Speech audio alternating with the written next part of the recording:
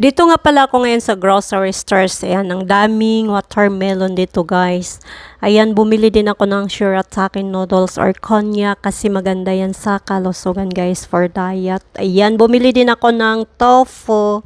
Ayan, guys, mura lang ngayon dito ang tofu. Ayun, bumili din ako ng itlog. 2 tray na yung aking binili kasi mura nga lang siya. At bumili na rin ako ng doenjang para gawing doenjang jjigae. Ayan, guys, favorite ng mga Korean yan, guys, doenjang jjigae. Ayun. Ayan, guys, samahan niyo akong maghahanap ng mga gulay kasi mura ang gulay dito ngayon, guys. Ayan. Ayan, may nahanap akong mushrooms, guys. Sobrang mura ng mushrooms dito, guys. At napakaganda pa ng ating katawan kapag kumakain tayo palagi ng mushrooms. Ayan, guys.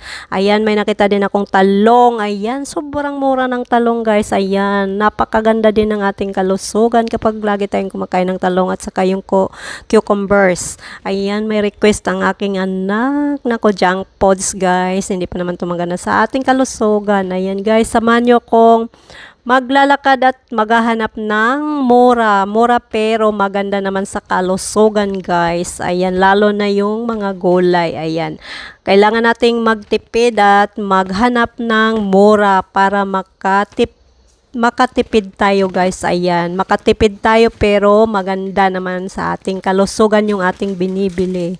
Ayan, thank you so much sa inyo, guys. Ayan, bumili din ako ng pagkain ng aking aso. Ayan, nag-request na naman yung aking anak. Thank you so much sa inyo, guys. Salamat sa inyong panonood. God bless.